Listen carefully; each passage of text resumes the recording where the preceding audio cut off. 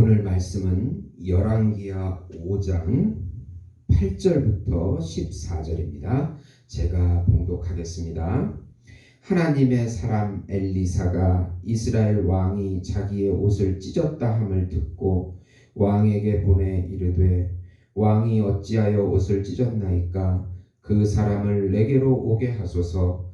그가 이스라엘 중에 선지자가 있는 줄 알리이다 하니라.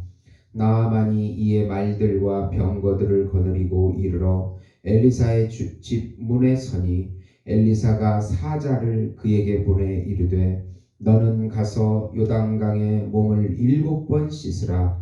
내 살이 회복되어 깨끗하리라 하는지라. 나아만이 노하여 물러가며 이르되 내 생각에는 그가 내게로 와서 서서 그의 하나님 여호와의 이름을 부르고 그의 손을 그 부위 위에 흔들어 나병을 고칠까 하였도다. 다메섹강 아바나와 바르발은 이스라엘의 모든 강물보다 낫지 아니하냐?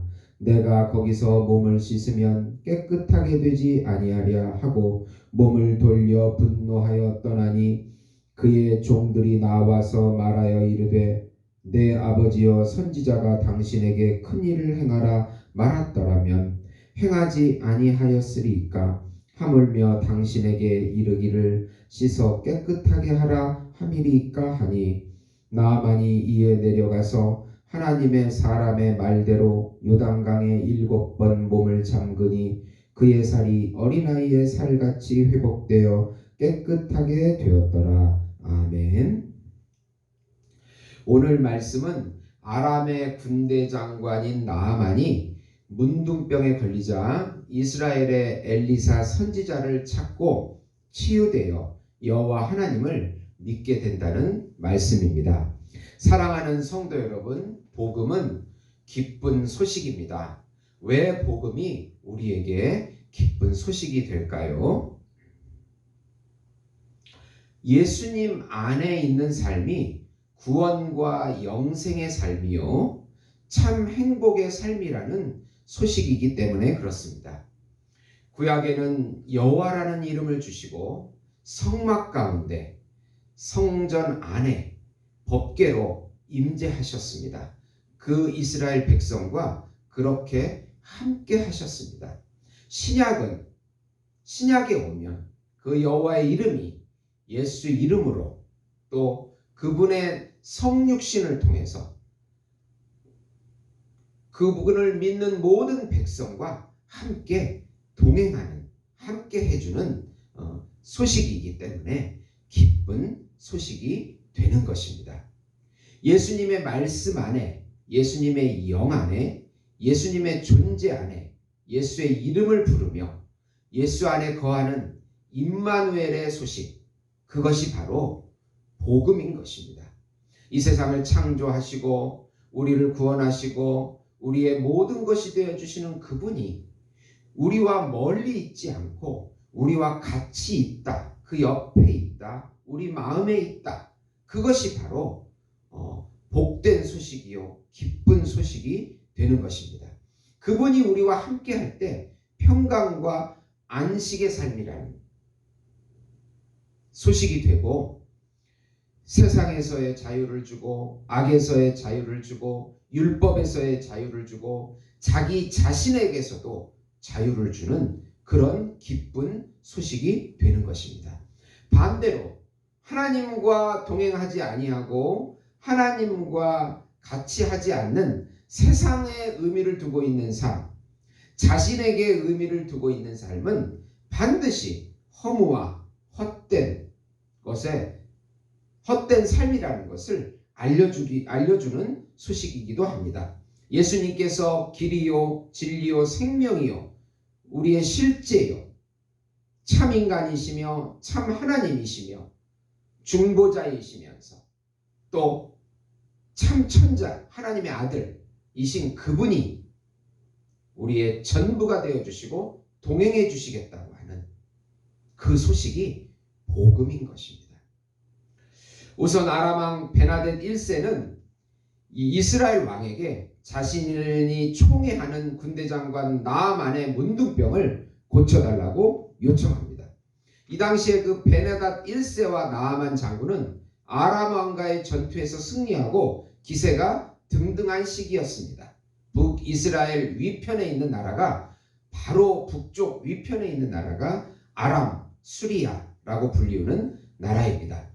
하나님께서는 아람 왕과 나아만 장군을 통해서 이스라엘의 그 아합 가문을 진멸하시고 우상 숭배에 대한 심판을 행하신 것입니다. 그런데 문제가 생겼습니다.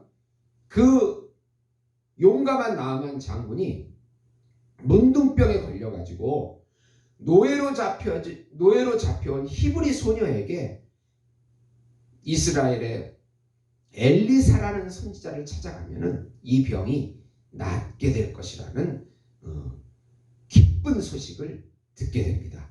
아람 왕은 아합의 아들 여로보암 왕에게 나아만을 고쳐달라고 하면서 예물을 함께 보냅니다. 아람 왕은 이것을 통해서 전쟁을 걸어오는 것으로 착각을 합니다. 어떻게 문둥병을 내가 고치란 말입니까? 그때 바로 엘리사가 자신에게 보내라고 합니다. 여기에는 놀라운 하나님의 섭리가 있습니다. 북이스라엘의 심판의 도구로 사용된 아람의 군대 장관이 히브리 노예의 소녀의 기쁜 소식을 듣고 병을 고칠 수 있는 기회를 얻게 된 것입니다. 하나님의 섭리는 우상 숭배하는 북이스라엘을 심판하시고 그 이방인 나아만을 구원하시는 놀라운 절대 주권을 우리에게 보여주고 계십니다. 두 번째로 엘리사를 찾아간 나아만은 요단강에서 7번 몸을 씻은 후에 고침을 얻고 하나님을 믿는 사람이 됩니다. 엘리사는 자신을 찾아온 나아만 장군에게 얼굴도 보지 않고 요단강에 가서 7번 몸만 씻으라고 얘기합니다. 자존심이 엄청나게 상했지만 그 말에 순종하고 요단강에 가서 몸을 씻을 때 그 피부가 얼마나 깨끗해졌는지 어린아이의 피부와 같이 그렇게 깨끗해졌다고 말씀하고 있습니다. 그리고 감사 예물을 주려 하지만 엘리사는 하나도 받지 않고 돌려보냅니다. 감동을 받은 나아만은 이스라엘의 흙을 담아가서 자신이 여호와 하나님에게 번제와 희생 제사를 드리겠다고 믿음으로 고백합니다.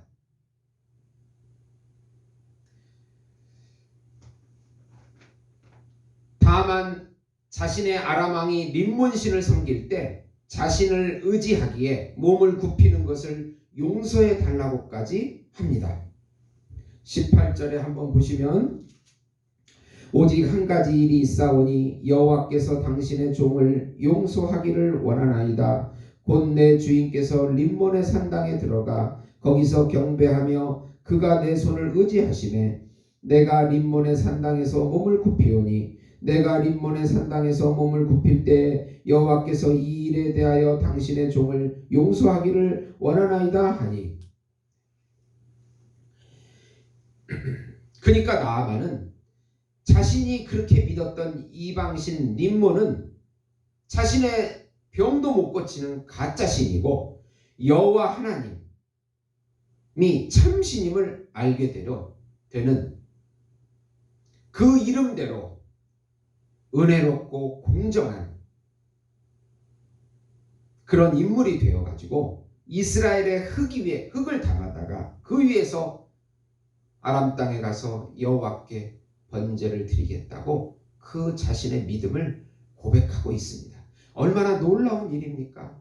북이스라엘은 하나님의 백성임에도 불구하고 우상을 숭배하고 우상 숭배하는 그 장군이 문둥병을 고치면서 참 하나님을 만나서 이 고백하는 이 고백을 성경에 기록해서 모든 이스라엘 백성을 부끄럽게 하고 회개하고 돌아오라고 하는 그 말씀인 것입니다. 북이스라엘은 우상 숭배로 타락하여 심판을 받고 이방인 나아만은 여호와 하나님을 믿고 체험하여 구원과 복을 받게 됩니다. 이방인이 여호와 하나님을 믿고 찾으면 복을 받고 하나님의 백성이라도 불신하고 우상 숭배하면 저주를 받게 되는 것입니다. 세 번째로 엘리사의 종인 게하시가 물질 욕심을 부려서 나아만에게 은 2달란트와 옷 2벌을 몰래 받아 숨기자 오히려 문둥병에 걸리는 저주를 받게 됩니다. 게하시는 엘리사 몰래 나아만을 쫓아가 물질을 받아 집에 감춥니다. 이 사실을 알고 있는 엘리사는 나아만의 문둥병이 내게 들어가고 자손들에게까지 미치겠다는 저주를 선포합니다. 물질 욕심과 거짓말로 인하여 질병에 걸리게 된 게하시는 오히려 북이스라엘의 우상숭배의 거짓된 삶을 보여주는 영적인 교훈을 우리에게 가르쳐 주고 있습니다.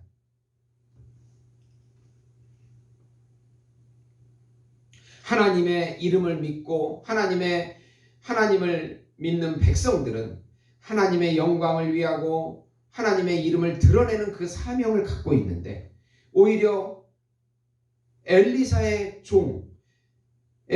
기적을 체험한 그 종조차도 그것을 순종하지 못하고 자기 욕심에 끌려가는 삶을 사는 것을 통해서 우리 믿는 우리들에게 깊은 교훈을 던져주고 있는 것입니다.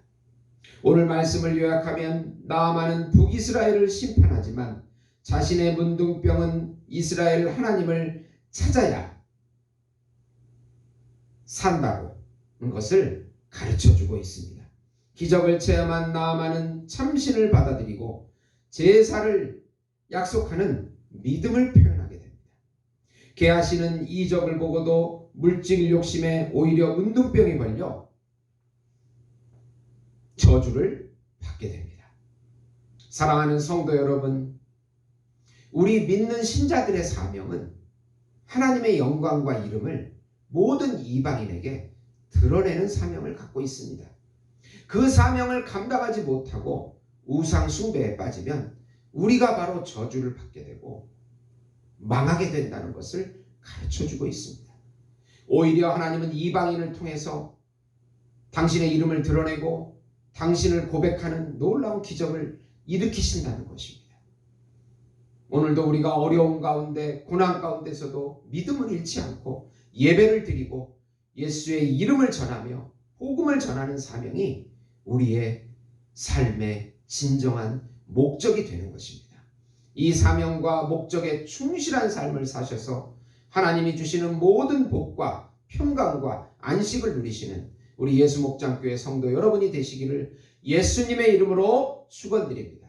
기도하시겠습니다. 하나님 아버지, 우리 삶의 목적은 하나님께 예배하며 하나님의 이름, 예수의 이름, 그분의 영광을 모든 전 세계에 전하는 것입니다. 이 존재의 목적을 잃지 않고 이 사명을 감당할 때 하나님께서 은혜를 주시고 평강을 주신다고 약속해 주십니다. 우리가 우상 숭배에 빠지면 반드시 망한다고 경고하고 있습니다.